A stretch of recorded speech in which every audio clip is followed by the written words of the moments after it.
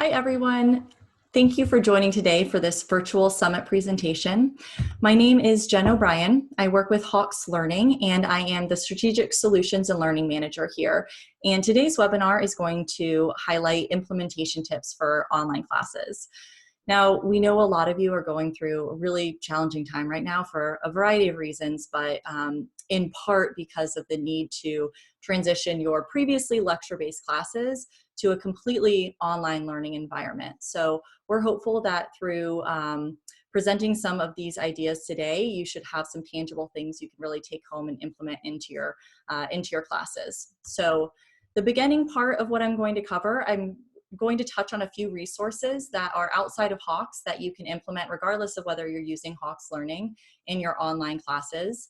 But the bulk of the presentation today will focus on how you can adapt your Hawks Learning class, whether you've already had an account before and it was lecture-based, or you're brand new to Hawks, to make some tweaks and adjustments so that it even better suits an online learning environment. I'll also make sure to take some time at the end to go over reporting tools that you have in Hawks Learning. That way you have some new ways to connect with your students now that you're no longer face-to-face. You'll be able to figure out some students who might be struggling, what they're struggling with, how to connect and communicate with them to help them through.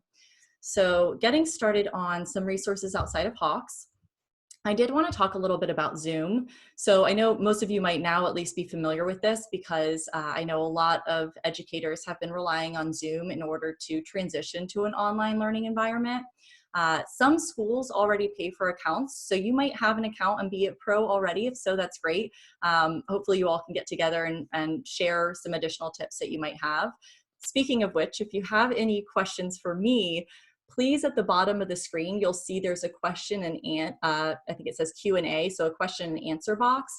Type in those questions and I will make sure to answer those and address those at the end of our meeting today.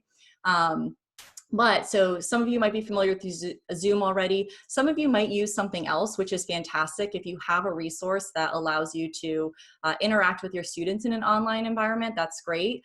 I'm just personally familiar with Zoom. It's what we use at Hawks. So I wanted to share some things that I know about it. So even if you do not currently have a paid Zoom account, anyone can sign up for free access. So if you haven't already and you don't have another option, I highly recommend doing this. With the free basic account, you can still host an unlimited amount of meetings. So it's definitely going to get you through this semester and anything else you might need moving forward. There are just a few limitations. From what I understand, the limitations include a 40-minute maximum per meeting. So if you're wanting to host virtual lectures with your students and you want it a little longer than 40 minutes, then you would probably need to just log off after 40 minutes and then log back in, ask your students to do the same, and then you would still be able to have a longer class period. And then there is a limit of up to 100 attendees. Now, I've linked some helpful resources here. I know it's probably too much for you to sit down right now and write out these links since they're not the prettiest, concise links that you've seen before. However, we are going to be posting this PowerPoint as well as the recording on our blog, and we'll be emailing that out to you afterwards. So if any of this looks useful, you should be able to easily access it after this meeting. But I've included some instructions on how to, for instance, record lectures. Or record Zoom meetings in general, but you might choose to do this by recording a lecture and posting it for your students. I will show you a few places on how to, oh, wonderful. So someone actually, sorry, I just saw a note and I wanted to interrupt this here to read it. Someone did mention that Zoom has removed the 40-minute time limit for now. So that's really good news. I know at one point they were removing it for K through 12 educators, but not yet for college instructors. But I know that a lot of companies are trying to go above and beyond in whatever way we can right now to support the education community. So that's good news. Someone just shared. There's also Whiteboard Capacity. So if you are, for instance, I think maybe a math instructor, you might want to actually be writing out some of these math problems. There's a whiteboard option. I'm going to exit out of this PowerPoint and just show you, I took some screenshots in case it's helpful. But when you are a presenter in Zoom, you click this green share button at the bottom of the screen, and then you can select whiteboard if you want to have a drawing activity versus sharing your actual screen. And if you do that, you then simply select your drawing tool, scroll down, and then you can begin writing in that way. However, if you want to share just your entire screen, then you could utilize Hawks or any other resource you might have and work through our learn mode, work through our practice mode, and things like that. Breakout rooms, this is a feature I've not actually used, but this is a helpful link where you can learn more about it. Essentially, if you're wanting to host, say, a lecture and then have your students break out into subgroups and work amongst each other and then come back into the main group and discuss what you guys, if it was a problem they were working on or a concept they were discussing, you could then have them interact with each other in a way and then come back to the main lecture and share what they were discussing. And then lastly, I saw that Zoom also had a really helpful article posted right now. So if you go to this link and then you scroll down to, there's I think 3 sections. If you scroll down to the second section, it highlights a bunch of resources and articles specifically for how educators can use Zoom for online learning. So that would be a good place for you to go if you are looking for some additional resources. Again, this page is a lot. I know it's nothing you're going to write down right now, but I'm hopeful it's something you might go back to later if you think it would be beneficial. But if your school currently uses an LMS, a learning management system, such as Brightspace, Canvas, Blackboard, or Moodle, you do have some tools already that would help support an online learning environment. So for instance, each one of these has a discussion board and a chat option to connect with your students outside of the classroom. But I also included, so if you see under each of these categories, there's an import grade set of instructions. So the reason I included that is, especially for those of you who you've been in a lecture environment and now for the first time you're using software, if you're wanting LMS integration that would automatically sync grades or automatically create accounts for students, we offer that at Hawks. Right now for Brightspace, Canvas, and Blackboard, we're working on it for Moodle. It won't be ready this semester. So we can help you accomplish that. The problem is it also requires some help from the IT department on campus. And because of the transition and everything going on, they may or may not have capacity to help you set up LMS sync right now in the middle of the semester. If that's the case, no problem. You can still, with whatever software system you're using, most likely with Hawks, I know you can export grades and then import those grades into your LMS. So, so I included those import grades in case you're wanting to calculate all the grades in your LMS, but your IT department doesn't have the capacity to help you get that sync set up. One thing we've also been hearing a good bit from instructors already this week is they have students who do not have computers or tablets at home. So they're unable to really access software outside of being on, say, a cell phone. We do have some ideas for a workaround, but then I'll focus on your options using cell phones. So in terms of best case scenario, Hawks is designed and tested to be accessible and usable on tablets, laptops, and computers. If that's not an option for a student, there are some creative workarounds. They're not perfect, but if the student had already purchased a textbook, you could have the student do homework, paper and pencil, and take a picture and email it to you. Not great, I know. Another option though is, at least through Hawks, and I think a lot of online learning systems, you can build a test, export it to Word, and then you could post or email, through Hawks or some other system, or email that as an attachment. And if the student can print, if they have access to a printer from their phone, they could print it out and work on problems that way, and then take a picture and send it back to you. But since we know most students have a cell phone, we did want to share with you what we've just through some quick testing this week have found to be the best case scenario for using a cell phone. So obviously the reason we recommend a tablet or computer is simply it's a larger interface so the student can more easily access all the content. Cell phone's a smaller space, but if you adjust the browser default zoom, so it zooms out, so it's a smaller zoom percent, that's going to help. And then using it in landscape mode. So instead of having it upwards, having it sideways like this, that's going to make it easier for the students to access the content. We did test it out in both the on iPhones and an Android phone. And for the iPhone, you zoom out to 75%. In the Android, you zoom out to the small option. And both of those let you at least access it. Now, granted, we have not tested every single question and every single title that we have available, but we spot checked it and it seemed to work really well. So we're hopeful this is a good option in the meantime for you. Another thing I wanted to mention, regardless of whether you are using Hawks or not, we have these free companion websites available, and each one of these has a resources tab, which has a lot of helpful tools, and there's videos, articles, simulations. Some of them have some games in there that you can utilize. They're all free to access that you can utilize in an online learning environment, whether you're doing it live through Zoom or just posting links to them through the materials that you're using. So I wanted to show you how to access this. Of course, the website links were posted up there. But for each one of these, you should see an Other Resources tab. So I've already clicked on this for psychology, and you can see there's an abundance of options here. We have it again for economics, click on the title, and you click on Other Resources. For statistics, I just wanted to mention that I would recommend selecting the Discovering Statistics and Data title. So regardless what you're using, if you're wanting to access the other resources, right now we have all of those posted under Discovering Statistics and Data. And we even have them categorized by data visualization, statistics in the news, videos, that type of thing. If you're wanting technology instructions for our materials, that's another story. Make sure you're clicking on the right title. We've actually mapped out tech instructions for each one of our titles. So wanted to make sure you guys knew that that was a good resource for you in terms of online learning.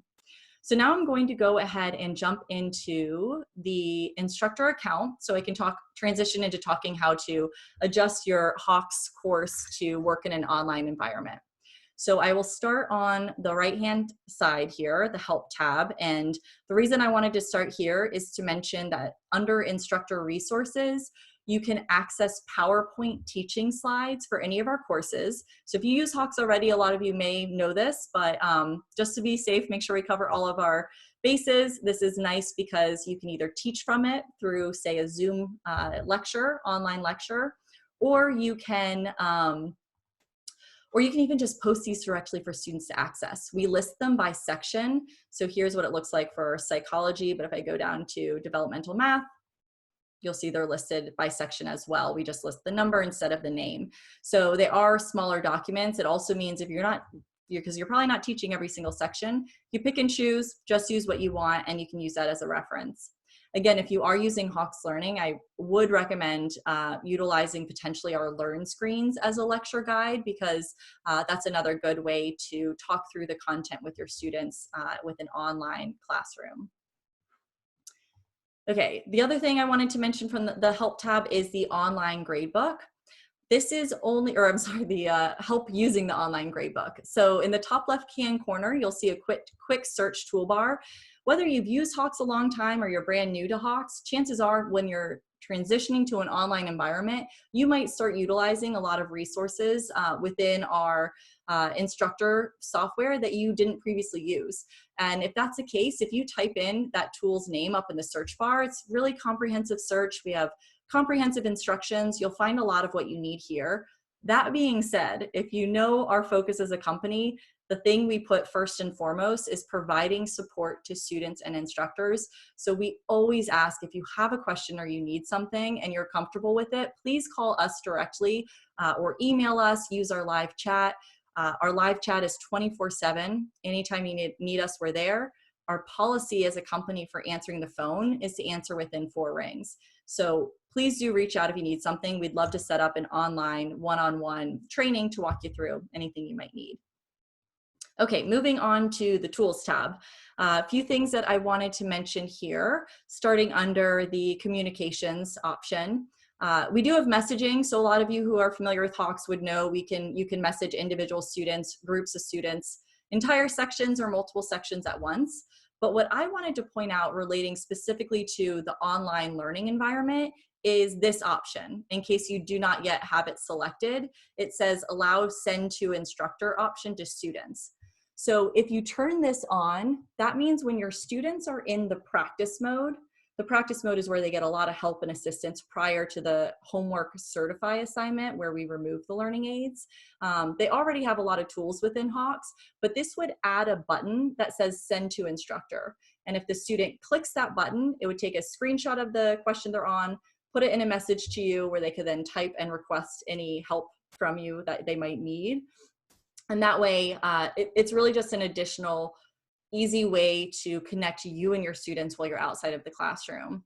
You could try to, in order to filter the quantity of these that come through so that you can actually spend time addressing them properly, you could tell the students, don't just click send to me, I want you to make sure you're telling me what you already tried, or you can kind of set up some parameters so that students are making sure to work through on their own. And the reason I say that is because we do build in a lot of resources for your students already in practice. And the reason we do that, whether it's a lecture class or online learning, we want to make sure that they always have some extra assistance to help them if they're struggling. If they get a question wrong, we don't just say you're right or wrong. We give them explain error feedback that diagnoses the common mistake they've made, tells them what that mistake is so they can learn from it. We have an interactive tutor that the student will walk the student step by step through a problem. We have full worked out solutions, all kinds of things to assist them in practice. So that should hopefully free up more of your time from addressing some of the more basic questions, so you can really hammer home and focus on larger topics the entire class is struggling with, and then also remediating and helping individual students who are struggling a lot. Hawks kind of takes care of a lot of the middle ground there for you, hopefully. And then when it comes to the actual homework assignment, they are mastery based without any learning aids to ensure students are really demonstrating they understand the content on their own, which is another really key important part of online learning in our minds.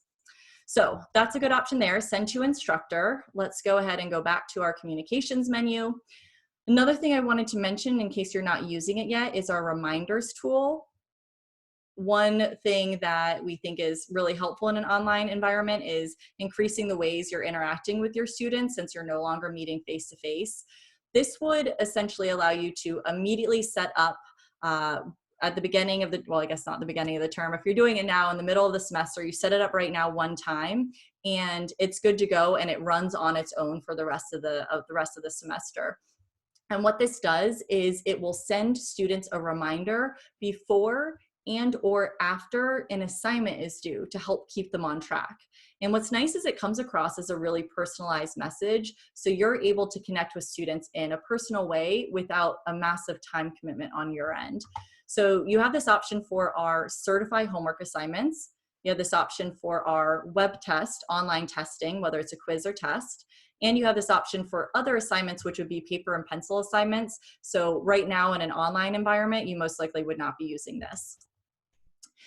If you click send, so if you send a reminder before, you choose how many days, maybe the day or 2 days before it's due, I want to send this reminder. We create a template by default, so there's no work on your end, but if you want to, you can customize it. Maybe you want a different subject line, maybe you want to change some of the language so it does sound like it's coming from you personally, but we pull in the student's name, the specific due date, and only the lessons that that individual student has not yet completed. So really personalized message. Same, similar thing for after an assignment is past due, we just change the wording based on what's relevant and appropriate. So after, oh, I'm going to not save my changes since we're in a demonstration gradebook here. So the other thing under communications I wanted to touch on are discussion boards and chat rooms. Just keep in mind, like I said, you might, this might be something you already choose to use through your current LMS, but I have heard that there, you might have some service disruptions potentially just because a lot of them are being used a lot more now than they did prior to so many schools transitioning to an online environment. If that's the case, you've got a good backup here in Hawks. The discussion board allows you to, all you have to do is create a new category. You type in the category name and then a description. So the description would be what you're asking students to submit as they thread their responses below. One thing you could do if you're using our English materials, our psychology materials, or our economics materials, we have a lot of interactions and prompts in the learn mode. So there's interactive on your own, there are group activities and reflection questions. You could just direct them to learn in lesson 1.1 and respond to the reflection question here. And that way, something you might have brought up in a lecture classroom, you're still able to have the entire classroom participate in through this online environment. For math, you might ask them to watch a video or work through a practice question and share anything they struggled with or any questions they had about it here as well. You'll want to most likely select this option to allow students to add threads to the category rather than just posting the topic. And then you simply choose which of your sections you want to assign it to. Then chat room. So this would be something you could send everyone an email and let them know when you're going to be hosting a live chat. Maybe you post it in your LMS and let them know every day you're doing it at a certain time, or maybe it's spontaneous here and there. You can just jump on here to connect with your students. This is really easy to do. You just click create a new chat room, enter the chat room name, and then choose which sections are able to join it. And then you can automatically begin connecting with your students. So that's everything I wanted to cover under the Tools tab. I'll go ahead and move on to grade settings. And first thing I wanted to touch on is assignment groups. Now, if you are completely brand new to Hawks, again, I would recommend watching not yesterday, it was earlier this week, we had a Setting Up Your Hawks Course 101 webinar that's recorded and posted on our blog right now. That's going to go through the basics of just how to get your course up and running. How do I create my sections, put in my grading structure, assign homework, and create a test. Today, I'm going to focus more on some of the some additional tweaks and options you might utilize for the online testing environment or online classroom environment. So creating your assignment groups is pretty straightforward. We give you 3 categories and you can always add new groups. But the thing I wanted to highlight here in terms of online learning is if it's something you feel comfortable with, we do encourage you to consider putting a significant weight to the homework assignments, somewhere between 20 to 30%. Of course, homework is always important regardless of the class structure, but particularly in an online environment where it's really up to the student to make sure, they're no longer having to meet with you in person. They need to spend time on their own, practicing this content, working through questions, reading the instructional material we have online. And so if you're putting a higher weight or a larger percent of their grade is counted towards homework, chances are it's more likely the student will understand the value of that, take the time to go in there and work through the homework. Added benefit is that because of the way we set up the homework in Hawks, where it's not easy for students to cheat the system, mimic steps, rely on learning aids, get a great grade, but have no idea how to do it on their own. Instead, we give them help and practice. Remove that help in the certify mode. That helps ensure that if they are actually doing the homework, then you can feel pretty confident they understand it on their own. And that's only going to set them up for better success in the course. So that's a first grading structure we wanted to recommend for an online learning environment. The second grading tip we wanted to recommend for an online learning environment is the lesson late penalty. Now, whether you use this already or not, what we wanted to point out is the graduated penalty. We hope this is something you consider for an online class, is to continue to put in structured due dates that are scattered throughout the rest of the term. It can be really hard for students to stay on track in online learning class. And I think especially in an online class, if a student does get behind, it's that much more challenging to get them back on track and on par with the rest of the class. And so therefore, creating some of these incentives to keep them up to pace can be really helpful. And the reason the graduated is nice is because it allows you to put in a penalty that increases the later past the due date that it goes. So for instance, and that way we're just creating an incentive. Let's turn this assignment in closer to the actual due date. Maybe it's 10% late the first day late, or maybe just the second day late. It's really flexible, so you could even skip days here if you wanted to, or you could go completely chronological order. You also have a lot of options when it comes to the number of graduations. So really flexible, but do consider entering a graduated late penalty if you haven't done that yet for your course. I believe that was everything. Oh, you know what? There was, I think that was everything I wanted to show there. One more thing, I'm sorry to jump backwards here, but one thing that my colleague actually mentioned earlier today that she thought would be helpful for, this is specifically for anyone who's moving from a lecture environment without any software. So if you were not previously using Hawks and you were just using printed materials, you might consider going into tools and display options to the overall grade and then the student column and deselecting this, meaning you're making it so that when a student logs into Hawks, they're not going to see an overall final grade. They're only going to see their grade per assignment group. So just their Hawks test grades and their Hawks homework grades. And this would simply be if you've already assigned printed out tests and printed homework outside of Hawks, and you want to make sure they know if they look at Hawks, it's not including those grades. So it's kind of two separate things and you're calculating the grades separately. So if you are not planning on importing those grades you've already conducted into Hawks, you may consider deselecting the overall grade display for students. That being said, I will show you here when we get to the assignments tab, there is an option for you to actually calculate those grades. So if you've only done a test or two and a few homework assignments, it could be pretty easy for you to come in here, add in those grades manually, so that way students do see their final grade in Hawks. It's completely up to you. And of course, anything I'm saying today, just know we're happy to walk through this one-on-one with you as well through a training. You just let us know. So back to the assignments tab. Under lesson due dates, I'm going to point out one thing in particular. So again, it was another training where we kind of talked through just how to assign these lessons in general, which is straightforward using this calendar icon. But a lot of you might have the need, if you've already been using Hawks in a lecture environment, to shift due dates if there is going to be a gap where it takes a little bit for you guys to catch up where you left off when you were in person.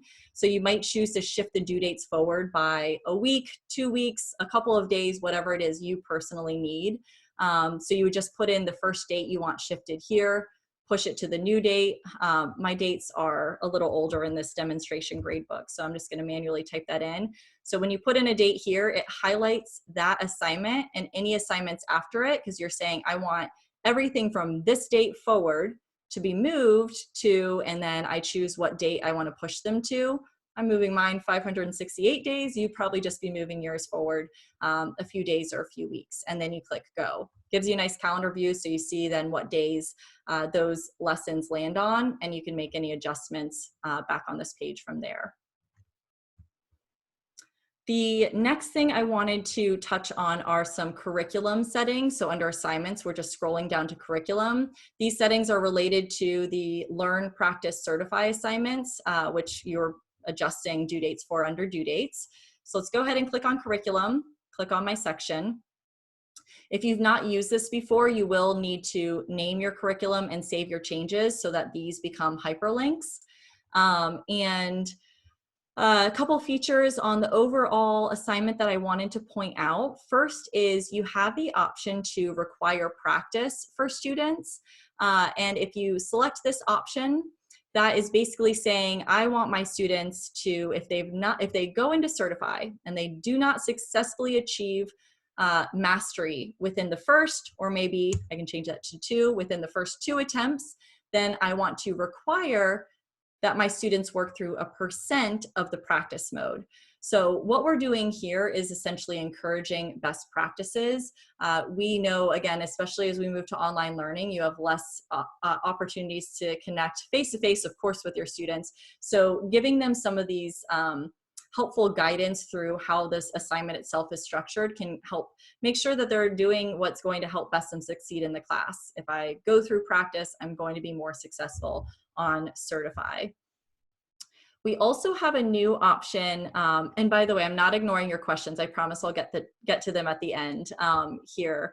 But in terms of allowing students to review Certify attempts, you might not see this if you log into your gradebook right now. It may or may not be turned on for everyone yet, but it is available. So if you do not see this option and you want to turn it on, let your Hawks rep know. You can also email training@hawkslearning.com and we will turn this on for your school. But what this does is it allows students to review any attempt they've made to Certify.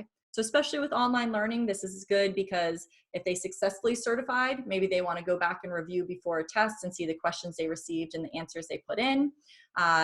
If they're struggling and they tried Certify several times and they can't get there, it still could be something they want to go back and, maybe they didn't have time to connect with you in the moment they were working on it, but the next day they go back, they review Certify, and then they send you a message at that point saying, I was really struggling with this attempt. Can you help me walk through it? Now, you as an instructor always have the ability to review those Certify attempts, and that's through several reports, including all student scores and assignment reviewer, which I will make sure to show you here before we leave today. The other thing I wanted to point out is that you have the ability to customize or edit the Learn screens. So I'm going to click on one of these lessons here, which will open up our lesson editor, where you then can open up. So here you can customize the content for the assignment itself, adding and removing questions, pulling questions from different lessons. I covered some of this yesterday in my Customizing Your Hawks Course 101 webinar. But for an online learning class, I really wanted to focus on your options within Learn. So if I click this icon, so we're in the gradebook, you click assignments, then curriculum, then you open up a lesson, click this little wheel in the top right-hand corner and open Learn. And this will pull up what the student sees, but you have the option to customize it. So this at the bottom, the top part is what the student would see in terms of the Hawks content presented. The bottom is where you can easily add a note. You can just type a note, something as simple as this question might be on an upcoming exam. You could embed links, embed videos, embed images. In addition to adding a note, you can also hide a screen entirely. So if you're not covering a certain objective or a certain example, feel free to hide it. Or maybe you're just covering half a lesson, hide anything that's not relevant. Or your third option on the right here is replacing a screen entirely. And that would replace everything at the top that's Hawks content with whatever you type below in the note. Now, this is something that, again, totally optional. You do not need to use this. We give all the instructional content a student might need, but in the transition to online learning, if you find yourself wanting to, or missing that opportunity to host a lecture, maybe you don't really, you're not really able to do the online lectures through Zoom or something like that, but you're still wanting to tailor the classroom and teach some of the content in the way that you would do it face-to-face, Learn Screen Notes are an opportunity for you to get your content to the students in the moment where they're learning it through that Learn mode, whether you already have videos available or anything like that. Your Hawks rep can give you some really helpful training documents and walk you through step-by-step in an online training how to get creative with this and embed anything you might want to here. I did want to point out one thing on our blog. So our blog website is just blog.hawkslearning.com. And if you type in, we've got a helpful little search bar. If you just type in Learn Screen Notes, you'll be taken to this article, 6 ideas to make the most out of your Learn Screen Notes. But I wanted to highlight the Google Forms because, let me scroll down, I was just there a moment ago. Because this is a way to actually embed interactive questions. So yeah, embed Google Forms, which Google Forms are just, they could be multiple choice, it could be free response, but it's a way to ask your students to submit answers directly to you through the embedded Learn Screen Notes. So lots of comprehensive instructions there. That was everything I was going to show you in Learn Screen Notes. So I will jump back to the assignments tab, and the next thing I wanted to highlight is the web test tool. So think of this as just a comprehensive question bank. If you were in a lecture environment, you could always print or export to Word. Even in an online environment, like I mentioned at the beginning here, you might want to export something to Word and then post it to your students in their LMS, make it available for a student to click and download through their LMS or through course materials in Hawks. But let me go ahead and jump in and highlight the testing security aspect, since that's something we're getting a lot of questions about as schools are transitioning their classes online. So first point is that if your school currently uses a video proctoring service, we are already compatible with a lot of those companies. So for instance, we actually reached out this week just to double check and confirm the compatibility with ProctorU, Proctorio, and Examity. So if your company pays to let you and your students use this for secure online testing, that should work perfectly fine with Hawks. The only thing you have to make sure you do, which is probably the same with, you guys are probably familiar with this from using it with any other system, is you need to make sure that the student website, so learn.hawkslearning.com, is whitelisted. And then there's other ones that we are compatible with. We've checked this in the past and they've confirmed it. We reached out this week and they're just too busy to get back with us since there is an influx in online classes going on. But in the past, we've confirmed that HonorLock and ProctorTrack were able to work as well. So I wanted to make sure to make note of those. We do have within our web test settings the ability to use Respondus Lockdown Browser. So I'll show you how that works by clicking on an existing web test that I created and highlighting some of these settings. So Respondus Lockdown Browser is under Additional Settings.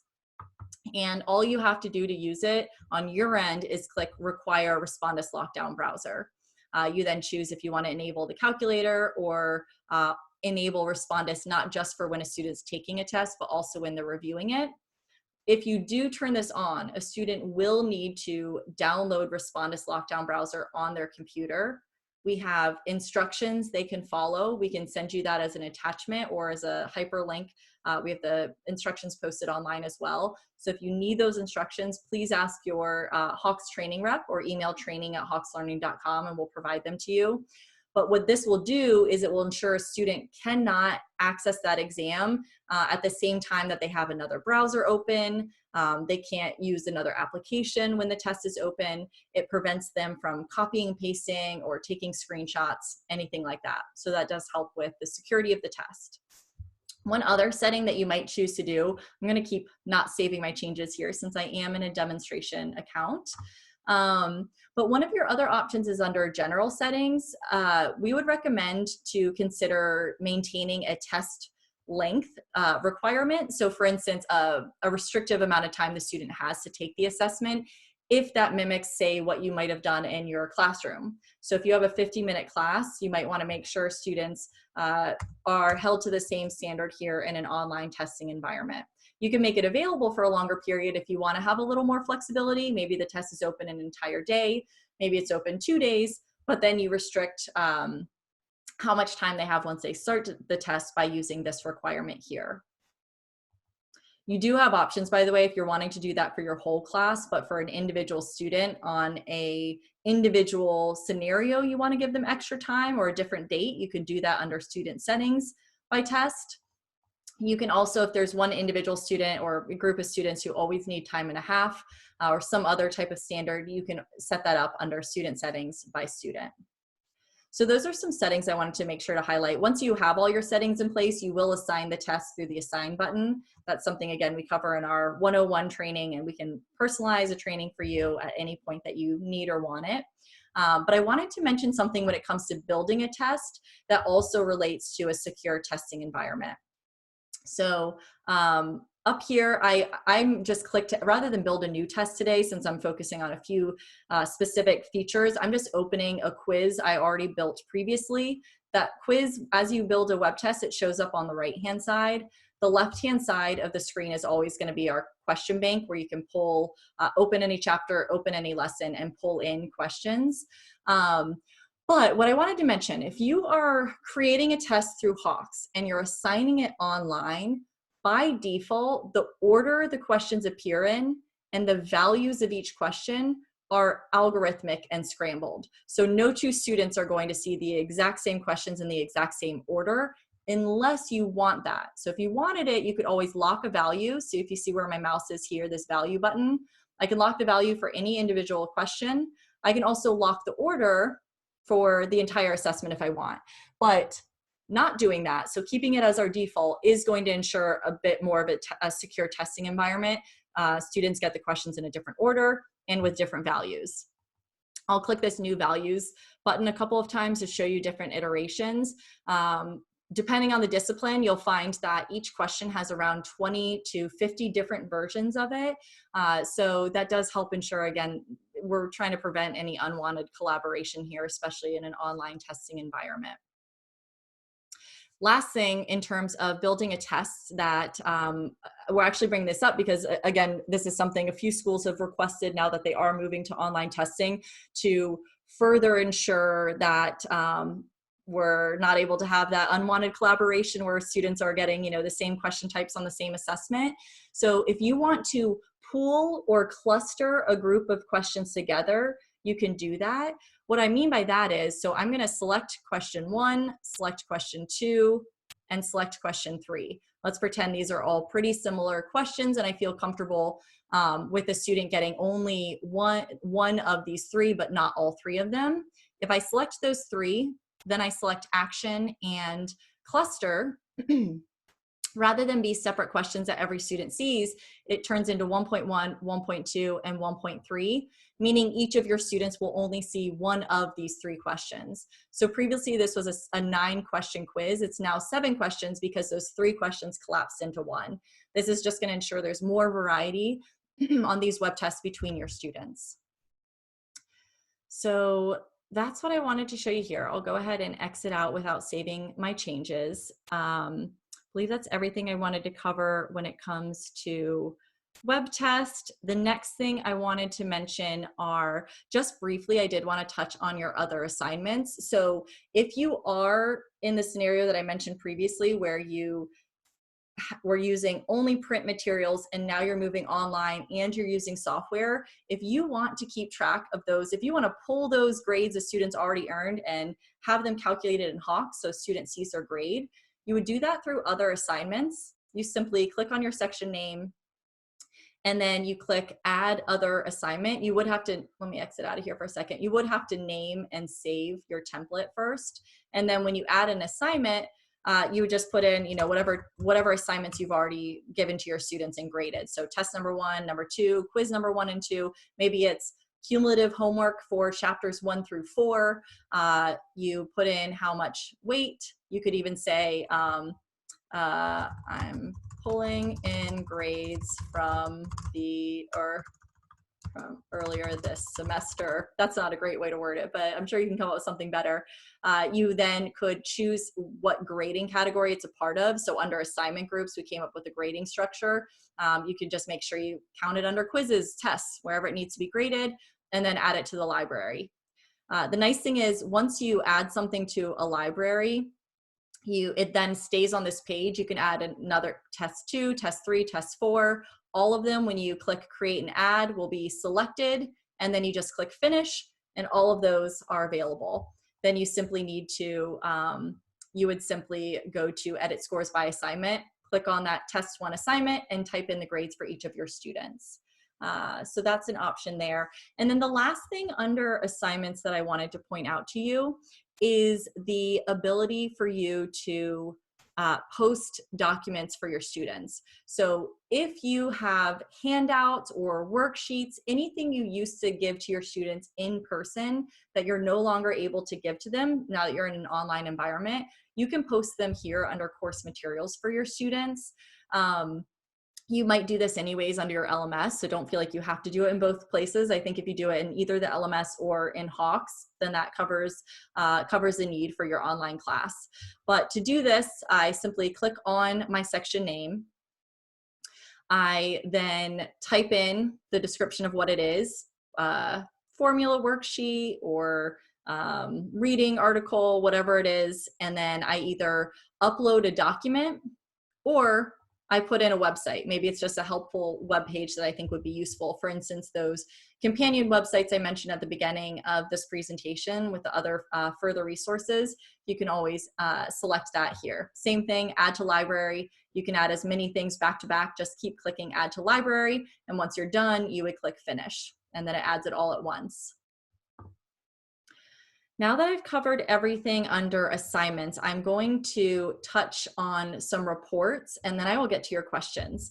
So under reporting, I'm going to cover a few key tools that you have to track student performance and stay on top of keeping a feel for how your students are performing despite not having that in-person interaction with them. So all student scores, this is going to be your general sort of grade book. Every student listed, all of their grades. I just click, I can choose an individual section, click display student scores. I even have some view setting options. So maybe I like percentages instead of points.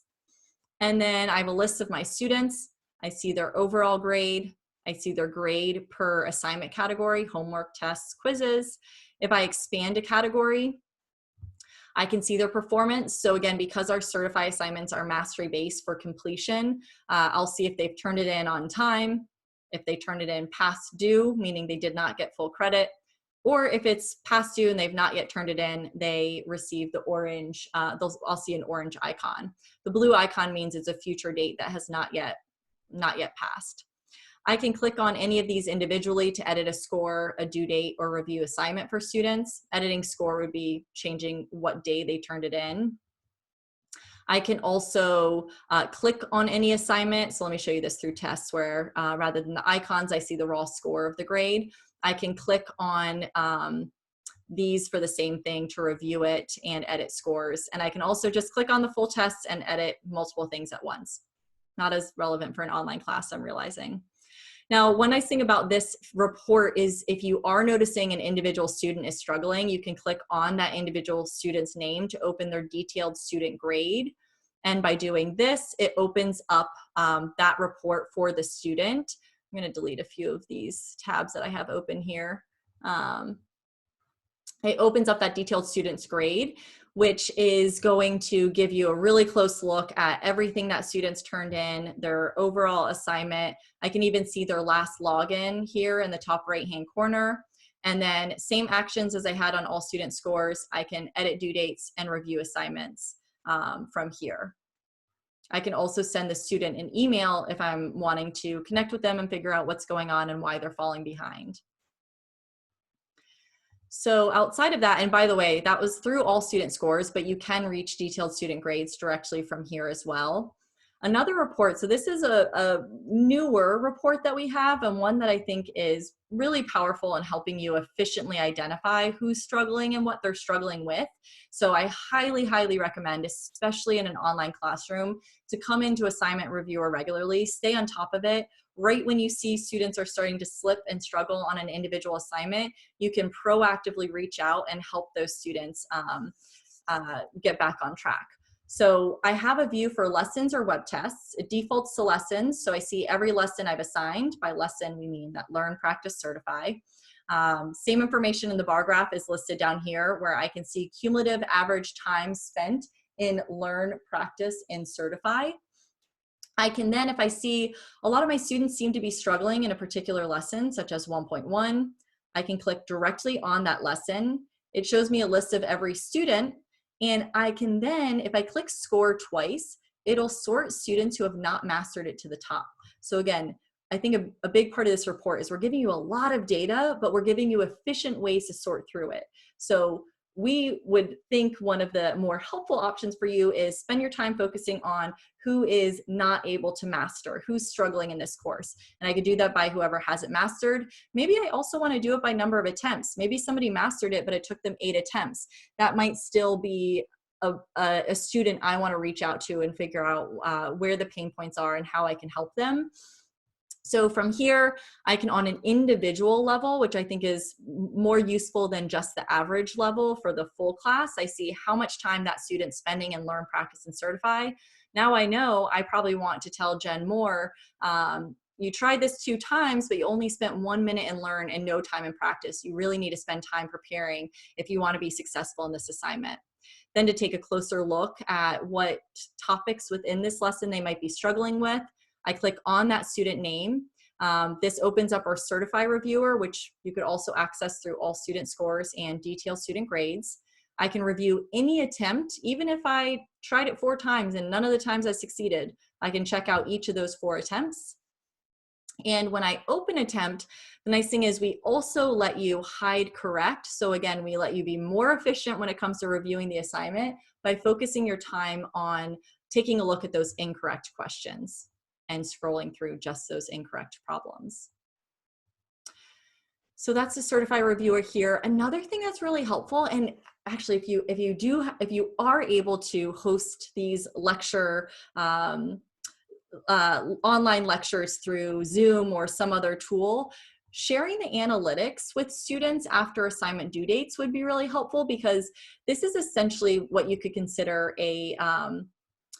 an option that lets you identify the most commonly missed questions. So for this assignment that we've clicked into, lesson 1.1, I see that there's 10 questions that were included on this assignment, and real easily I can see how many times the students got a question right versus wrong. So 50% of my class got this question wrong. If I click on it, it pulls up the example and I can work through that with my students. So this could be something maybe as a group you work through a few questions, pull up the whiteboard and start answering problems. If I scroll down, I could even sort by incorrect, so I can more easily work through those problems from here as well, where they are also clickable. There's no student data on this page, so it is something that's safe to pull up, and it will not be a FERPA violation or privacy violation. Everything I just showed you, you also can review on a web test basis. So if I click back to web tests, it would let me see average time spent, individual student attempts, time per question. So a lot of helpful tools there as well. Then 2 last reports. Search by criteria. This is a tool that would allow you to identify a set of students based on their grades and or activity in the software. And from that list of students it pools, you can immediately directly contact them. So another tool I recommend using regularly in an online environment to try to identify some of those students who are starting to slip and fall behind, so you can catch them and get them back on track right away before they get too far behind. One feature might be every Monday, or maybe even every 3 or 4 days, I want to pull a list of students who haven't logged in for the past 3 days. I check that, click filter report, pulls up every student who hasn't logged in. I can select everybody, send them a message. It automatically blind copies the students, so it looks, again, very personalized without being extremely time intensive for you. So it allows that personal communication in a more efficient way, which is extremely important in online learning when you are trying to connect with so many students and keep pulling them forward.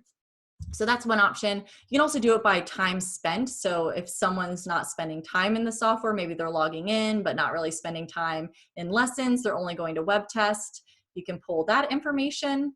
You can also do it by number of attempts in Certify, or even by grades. So maybe students who have between a 0 and a 79%. I want to send them a message students who also haven't logged in and have a failing grade or a C grade, and say, hey, I notice you're struggling. Let me help you get back on track. If you log into the software and work through Learn and Practice, it's going to help you out. Same thing with if there's a student who's maybe just not completing homework assignments, you can select students who have not turned in much of their homework and reach out to those students directly. Last but not least, and any of those filters, by the way, especially if you come up with a combination of filters you really like, hasn't logged in for a certain period of time and something else, you can save those filters and that way very easily rerun them on a regular schedule. And the last thing before I transition to answering all of your questions is weekly assignment completion. So the reason I wanted to point this out for an online environment is it gives you a way to very easily pull a list or identify which students have not done any work in the software. It's similar to what we saw in Search by Criteria, but in addition to showing you who's done nothing, it also lets you see on the same page it lists every student and every assignment they've completed during that time period. So you would maybe want to pull up just 1 week at a time. I'm going to pull up a larger date range because this is a demonstration gradebook and our student data is from a couple of years ago. So if you pull up this list, it shows you a list of the students, and I can see, let's pretend this is for just 1 week.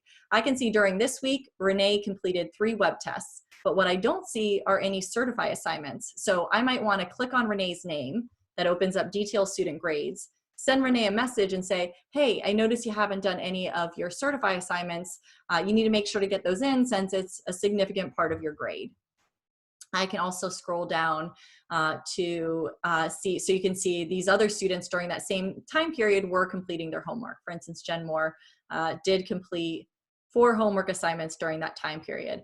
So this can be a useful report there. I'm gonna narrow the date range one more time to show you something else.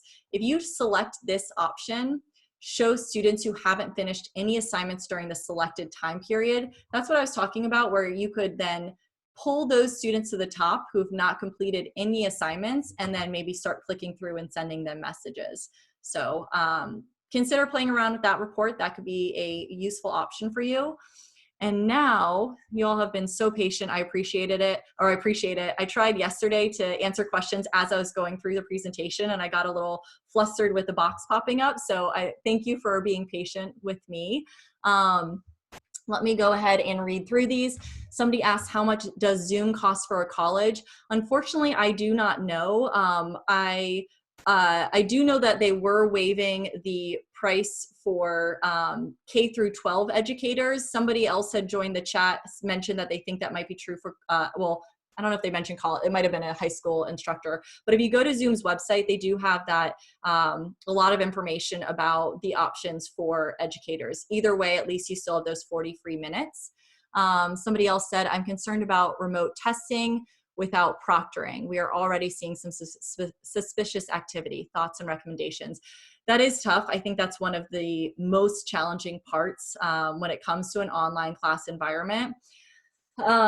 If you're, some schools do have paid for the online webinar proctoring services, which is clearly an ideal option. If you don't have that, at least having the lockdown browser makes it so that a student can't access anything else on the computer that they're on. But one thing I would recommend would be to utilize our reports and really take a deep dive looking at activity, especially time on task activity for web tests. So in that assignment reviewer tool, if rather than lessons I clicked on web test, I could then, take the time to look at how much time it took each student to take a web test. If it seems like it was one student or a couple of students were able to just fly through that exam, you might want to click on that student's name and see how much time they were spending per question. But that is a challenge. I've been trying to keep an eye on if any of these video proctoring tools are giving free access. I've not seen that yet, but by all means, we're doing our best to stay in close communication with educators right now on any resources we're finding that could be valuable. So if we hear of any special deals or discounts or video proctoring options that you could utilize for a discounted or free price, we will be reaching out to instructors to let them know that.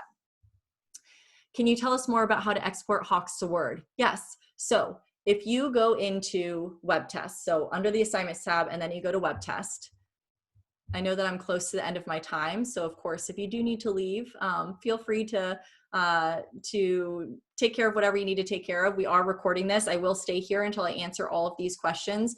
I do thank everyone for their time. If you have any additional needs, you can email marketing@hawkslearning.com. But back to the web test and exporting to Word. Under assignments, you simply click web test. Rather than building a brand new test, which I would do with this create new button, I'm going to open that existing quiz to show you that export option. It's going to open up into this new tab, and I can print it directly if I wanted to. But for an online classroom, chances are, if you're wanting a printed version for students, you would want to choose export to document. And this will it gives you some formatting options before you export it. But once it's exported, you can make adjustments to instructions, spacing adjustments. You know what, this reminds me to address that previous question as well. Someone asked about cheating with testing. I just recalled another idea one of my colleagues had earlier this week. You could, for any test that you assign, you could also post the printed version, or maybe just ask the student to work on a scrap piece of paper and have them take a picture of their work and email it to you. I know this is not the most seamless or ideal thing, but just, you know, we're not in the best of circumstances right now. So we're all trying to do the best with what's going on.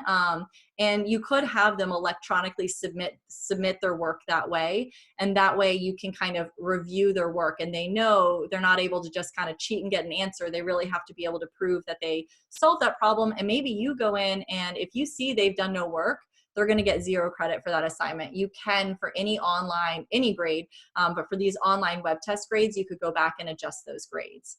But export to doc, that's for that question. Let me open my question box back up. Export to Word. Does the chat room have a video option and a whiteboard option with it? Unfortunately not. So our discussion board and our chat room options under tools and communications, really they haven't been tools that were very highly utilized by a lot of instructors we work with. I'm sure that might change now due to unforeseeable circumstances as of recently, but it's just not a feature that we've gotten a lot of requests to update as much as a lot of the other more commonly used tools within Hawks. I'm thinking that might be because a lot of schools will already utilize something else, such as their LMS chat rooms and discussion boards. So as of right now, it does not have chat and video options with whiteboards, but you will get that through a lot of LMS. And again, Zoom has that free option for your students as well. So if that's something you're wanting, I would recommend Zoom or an LMS. Can you show us how to use a PowerPoint slide with Zoom? To do that, it's actually pretty, let me pull up this Word document. I know it's a little less presentation worthy here, but let me zoom up and show you. So once you have your Zoom account, you log into Zoom and pretend this pop-up box isn't here yet. When you log into Zoom, you're going to see this toolbar that's at the bottom of the screen, and you would click this share button. And when you click this green share button at the bottom, this pop-up box shows up, and it gives you the option, do you want to share your entire screen? Which honestly is what I usually do, because a lot of times I'm not just showing a PowerPoint or just one website. I'm pulling up documents, pulling up websites, pulling up presentations. So this allows the person on the other end or anyone in this group meeting to see whatever you're pulling up. But if you did have a PowerPoint, I think it would usually let you choose to share also just the PowerPoint. I'm not as familiar, I'm so sorry, since honestly, I don't use a lot of these added on fancy features in Zoom. I pretty much just share my screen and hit the ground running from there. But this is how you share your screen in Zoom. Let's see what else we have here. Chat room, Zoom. I can do the whiteboard, but not sure how to show the PowerPoints. Okay, so actually, that was tied to the same thing. So not sure how to share the PowerPoints. So that would just be a matter of selecting share screen instead of share whiteboard. And then you would have your PowerPoint pulled up. Can you go through how to shift due dates once again? Yes, let me do that. And let me get back to, whoops, wherever my gradebook was. I've been bouncing around here. So lesson due dates, and actually I think I'm going to create a new one just so the dates mine are kind of outdated, so this will look a little more normal for you. So I'm going to create a new template, and let's pretend this was the last couple of weeks. Things were going normally. I have some assignments due.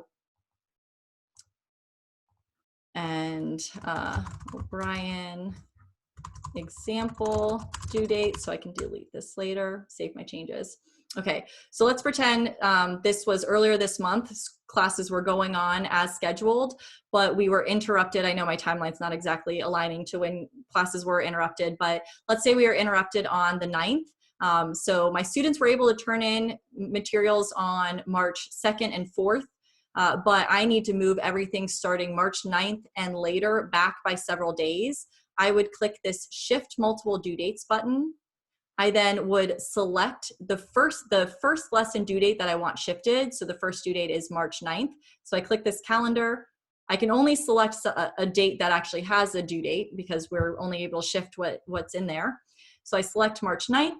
It then highlights any lesson that's going to be impacted by this shift, because you're saying starting on this date and everything after, I want it to shift forward by, let's say I need to move it to next Monday. I select Monday. This will be moved forward by 14 days. I click go. and then data is successfully shifted, I can click view calendar and see when those new due dates are. So I had things at the beginning of the month which went normally, then I had to push everything else back by several days. Another question, if we sync Hawk's gradebook with Canvas, will the students be able to access Hawk's the same way? Yes. So actually, and I'm not sure if this is exactly what you're asking, but there's a few answers to this. So if you are syncing Hawk's with an LMS, you have a few options. One, you can just sync grades over and just sync the roster. But if you're doing single sign-on, it would mean a student logs into, well, I'll use Canvas since that's what you were asking about. A student logs into Canvas. They then would click on a link. And the very first time they click on the link, it would automatically create their Hawk's account. So you bypass the need for them to create an account, and it would open up Hawk's. You also have a deep linking option for Canvas and Brightspace, where they would see their assignments listed. I could click on an assignment and it opens up the Hawk's display either within Canvas or in a new tab. But let's say you do single sign-on where I click on Hawk's from Canvas and it automatically logs me into Hawk's, but all of a sudden Canvas goes down or Blackboard goes down due to an increase in volume right now. The nice thing about the way we handle our syncing is even if something happens with the LMS where it goes down and you're using single sign-on, the student can still go directly, if they need to, go to learn.hawkslearning.com. They don't know a password if they did single sign-on because we created one for them. They just have to click forget password, or I forget what it says, something about how they forgot their password, and reset their password. And that would allow them to still log straight into their Hawk's account through our website. And then once their LMS is back up and running, they can still go back through the syncing that way. If that was not your question, then please feel free to submit again, and I'll make sure to try to address it if I got it wrong there. Next question, can you provide information about how to use Hawk's with Proctorio? Our current Proctorio is linked through Canvas directly. So that's a good question. Unfortunately, I don't have any information outside of the fact that my understanding is the only thing you need to do is whitelist the learn.hawkslearning.com website. Oh, one thing I forgot to mention earlier actually is that we were told by, oh, never mind, it's not Proctorio, but ProctorU and Examity are coming up with quick guide documents right now because of so many schools moving to an online learning environment. They're going to share those with us once they're ready so we can share them with instructors. Unfortunately, we didn't get that from Proctorio. I'm not familiar with it. I haven't used it directly with a school. If you're not able to find the answer through Proctorio, or either way, feel free to reach out to your training and support representative. We can at least go in and see if things are working and see what we can do to troubleshoot the best we can, even though we're only experts in Hawk's Learning in terms of the materials, but we'll do what we can there. How do we create our own questions for the test? This is a really good question. It's a little bit of a longer answer because you've got a lot of options. I will say, yesterday, I recorded a webinar called Customizing Your Course with Hawk's, and a large portion of that towards the end, I covered Question Builder. So it could be something if you wanted to go back to that recording and scroll to that portion, just because I'm not sure if the person who asked that is still in the meeting today, and I want to make sure to get through all these questions. You could go back and watch that portion. We can also schedule a live training with you to walk you through how to build questions on your own. But just to give you a quick idea, it is under assignments and then Question Builder. Very comprehensive tool. It can be everything from multiple choice, free response, open-ended. If you're an English instructor, click to select, where it's a paragraph and they select a word or a group of words.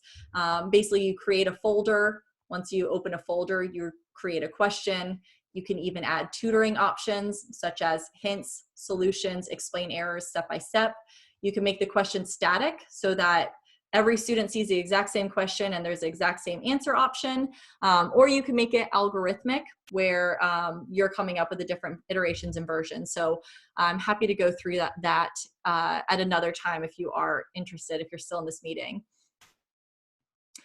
How do I tell the difference between on time or late time? Okay, so if someone is colorblind, how do you tell the difference between on time or late or not turned in all? That's for referencing the report, the all student scores. So that's a really good question. And we actually, I believe, have an option here where you display information.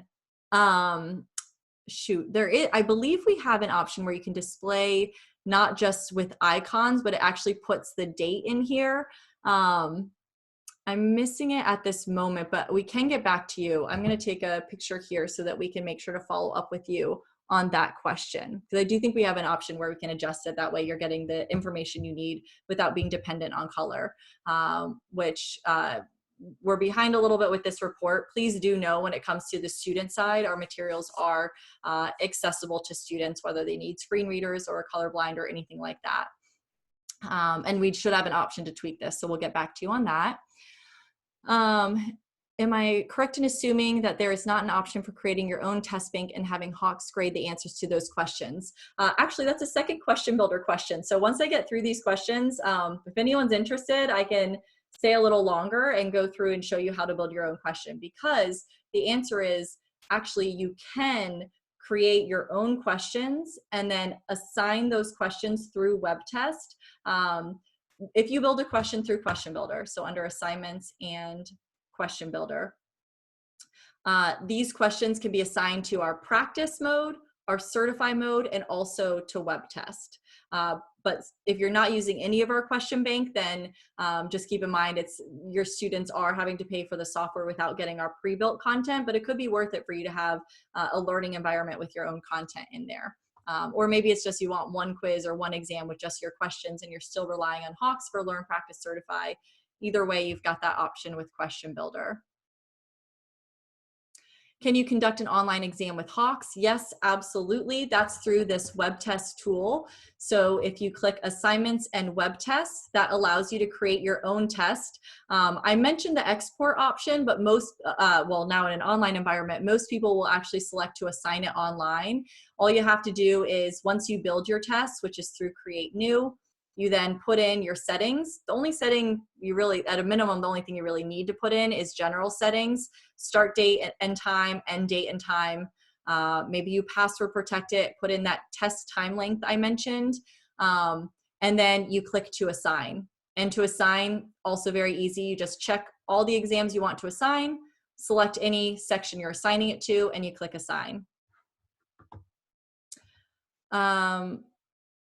Someone else asked, should we do this the same way we shift due dates? Do you know if there's any? So someone had asked us, someone at Hawks or training representative, if we could handle shifting due dates in a different way, I think based on whatever they're currently doing at their school, and if there's any progress towards that. I'm not as familiar with that, but I did just take a picture of that so that we can follow up on the specifics of the request and see if that's something that that is in the works or that's able to be addressed in any way. Oh, thank you. One of my colleagues is watching, and for the instructor who is asking about under reports, if there's a way to see the report without color for status, there is a way. So under all student scores, you uncheck graphical lesson views. So if I click show view settings, graphical lesson view. So let me display all student scores and expand this so you can see it. Under show view settings, you unselect graphical lessons view, and now you see we want to give you a lot of information, so we're giving you the date of when they turned it in and whether it's late or on time, and then their actual score as well. So I think, oops, let me deselect that again. I believe that's let me just open this one more time and make sure I didn't miss anything. I think that's all the questions. So thank you all so much for your participation and time. We really appreciate it. We don't want you to feel like this is the only way you can connect with us to learn about Hawks. We really do prioritize as a company providing support and help to students and instructors, but let us know if we can connect with you one-on-one to give you a training, walk through anything that you might need. We really want to do anything we can. We know this is such a challenging time for everyone. Oh, oh, you know what? There's a chat as well that I missed. Okay, let me open the chat. I was in the Q&A, and let me make sure. Oh, shoot. I hope I didn't miss anything in my webinar yesterday. I only opened up my question and answer. So let's see. Able to get in the webinar. If I'm writing on a whiteboard for a math lesson, can a student on Zoom write on whiteboard so I can see what they're working on a problem? You know, I'm not as familiar with Zoom, so I'm not sure if students can use the whiteboard in addition to you. I think they can, because I'm pretty sure Zoom, I'm almost positive. I'm not sure if the basic free account allows for it, but I am almost positive back when we learned about Zoom a few years ago and we were kind of getting some training from them, I believe that you can have it go both way. But don't quote me on that, so I'm not positive. But I think it is an option. I bet you might find some of that information under that Zoom educator article that I posted the link to in the PowerPoint. Another question, students could also use the doc scan or cam scanner app on their phones. Sometimes the pictures that students take are not clear. That's a really good advice. I think this was probably relating to when we were talking about submitting student work. So if you want a student to submit work, those are some really good suggestions from an instructor. They could, instead of just asking them to take a picture, ask them to use doc scan or cam scanner, which I believe changes it more into like a document or a PDF to submit the work. Another one says, after changing assignment dates, you must save changes. Good note. So I probably was a little too quick to go through some things in here since I was covering some specific setting options. But anytime you're making a change in the gradebook somewhere or in your Hawks Instructor account, you will be prompted to save changes. You can usually do it proactively. So I'll just click on lesson due dates and show you. If you make a change, let's say I add in today's date here, I can click the Save Changes button. But the nice thing about Hawks is if you try to leave without changing, we always prompt you. So I just clicked Assignments to get out of here, and rather than letting me lose my work, it reminds me, would you like to save or not? Someone's having problems with a gradebook about calculating students' grades, assigning 0 for future tasks, as for example, final tests. You have an idea how to solve this. So I'll take a picture. I'm not sure if this is someone who's currently using Hawks or not. I know that with Hawks, you do not have to zero out assignments. So if someone's not turning something in, it automatically is a 0. And as soon as they either submit the assignment or if the due date passes and they've not yet submitted, it should put in the 0. But for the person who asked that question about solving the grade assigning 0 for future tasks, that's having an issue with it, I've taken a picture and we'll make sure your training rep gets back to you in case that's something in Hawks. Some students have spotty internet. If they lose their connection, can their Certify be saved? So yes, the good news is we've done some really helpful work already when it comes to internet access with Learn, Practice, Certify, and web test, where rather than a student losing the work, it actually shows them a little bar where it says, I'm forgetting the exact message, but it basically tells them it's trying to reconnect, and it kind of pauses them where they are as it attempts to reconnect to the internet. And it keeps doing that until it's able to establish reconnection. If it's not able to establish connection again, it does save the student's progress, whether they are in Certify or a web test. How do students see PowerPoint slide via Zoom? That was actually something I think someone else had also asked, which you wouldn't have seen since this was coming into my chat potentially. So that should be share your PowerPoints and then share your screen in Zoom and students would see it. Another person asked if we sync our gradebook with Canvas. I think this was a question I asked already in the question and answer. Will the student be able to access Hawks the same way? Here's another question. Can the mastery % be changed by me, or is that set and locked by my math department? Good question. It depends on the math department. So by default at Hawks, we allow you to make any changes that you want to your curriculum as an instructor. So if I click into my curriculum, this is what impacts my Learn, Practice, Certify content. I can come in here and change the mastery level for any individual lesson. So you see my mouse, I'm highlighting the individual lessons. I can also at once, if I want to, click OK. If I want to change the mastery level for everything at once, maybe raise it to 85 or lower it a little bit, I can do that here. Oh, I put something wrong in there. But So you do have the option to change it. However, we have a setup in Hawks where we have course administrators and then regular instructors.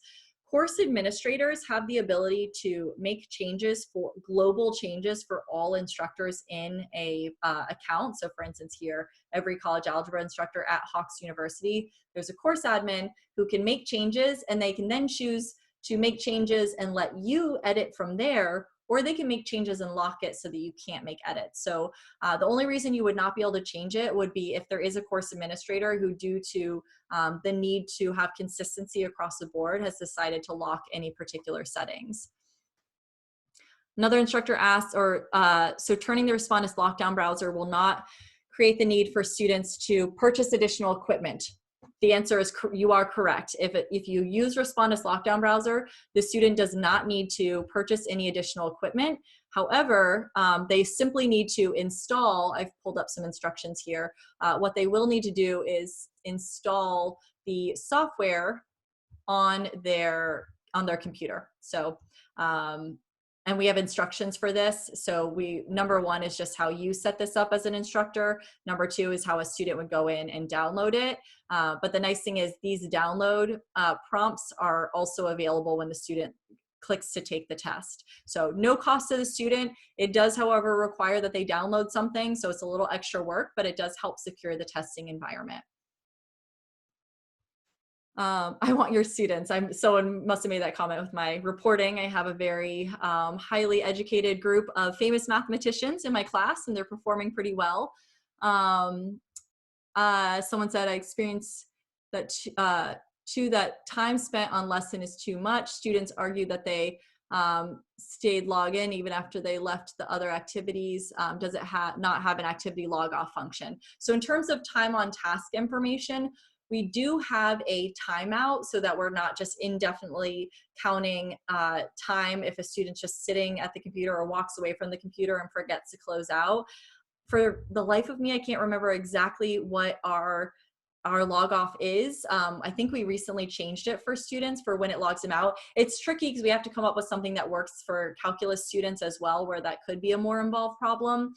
So there is a timeout, and I can't remember the exact one. I'll take a picture in case so we can get back to you on that.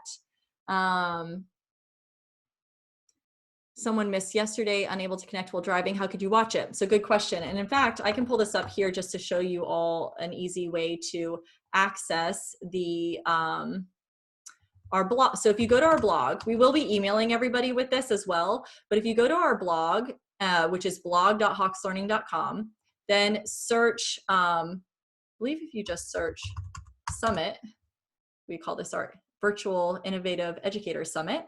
Click this first link, 2020 Innovative Educators Virtual Summit. Every session that we've hosted, did I forget to, oh good, I thought I forgot to record this meeting for a moment. I'm glad I recorded it. We have posted our PowerPoints and our recordings for each one of these meetings. If it says recording coming soon, that's because we were recording to the cloud instead of downloading it to our computer, and because of a large increase in traffic on Zoom's website, it is causing Zoom a bit of a delay to actually get those cloud recordings to us. But as soon as they're available, we post it here. So the meeting that I mentioned was customizing your course within Hawks. There's a recording of that meeting and then also the PowerPoint. A lot of time though I spent in the actual software, so you won't get as much information through that PowerPoint. So this will be posted as soon as it's available. Someone said, okay, that's right. Someone said Zoom is currently waiving fees for colleges as well. That's fantastic to know. I did not know that. It's been a couple of days since I checked. So that's wonderful. I'm very generous of the company to do that. Someone else said, I'd like to learn more about the lockdown browser available through Hawks Learning. Is it free to students? Do students need to download an app?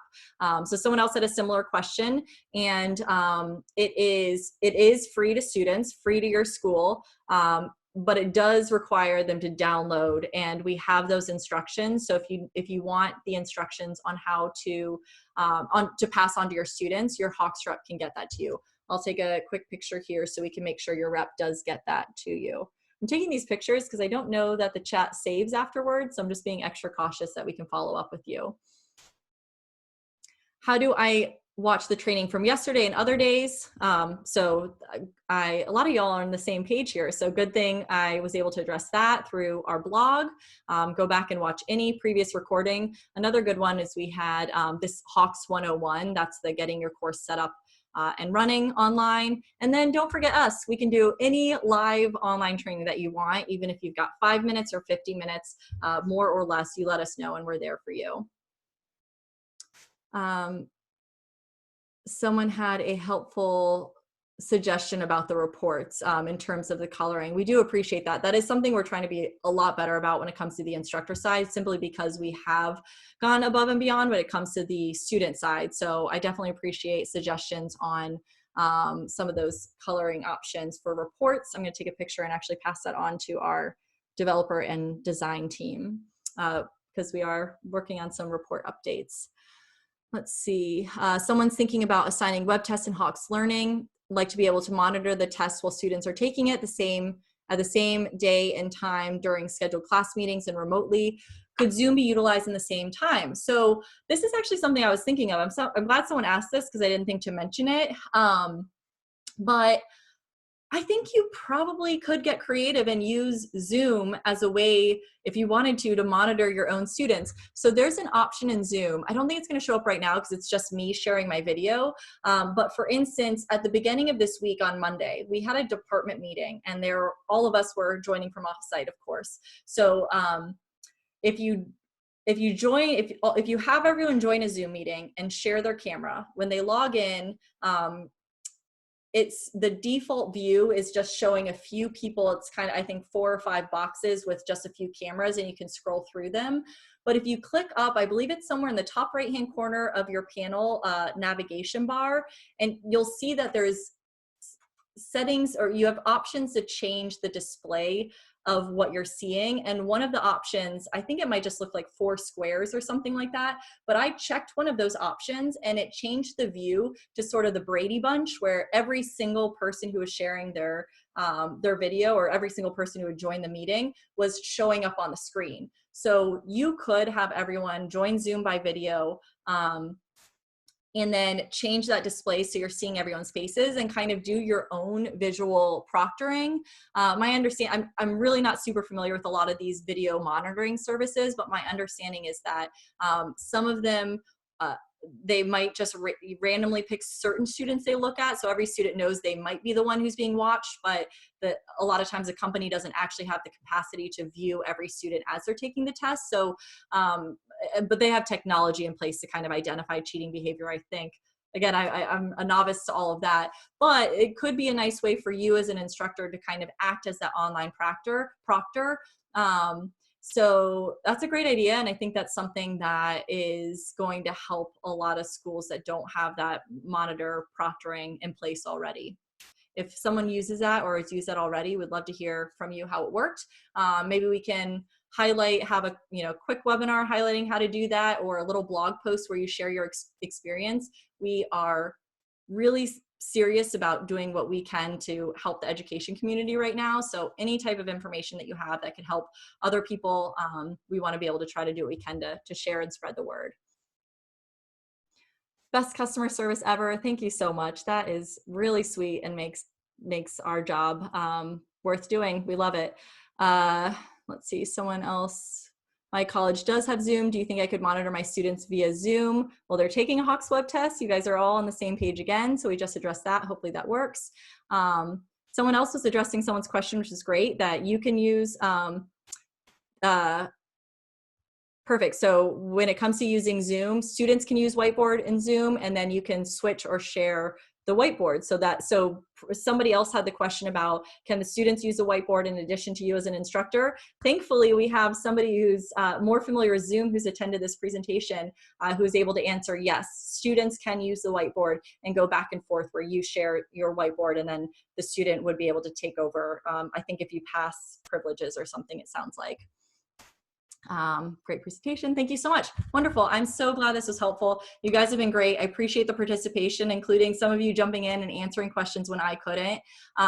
We'll all get through this. We're here to help you in any way. And thanks again. Hope you guys take care and stay healthy.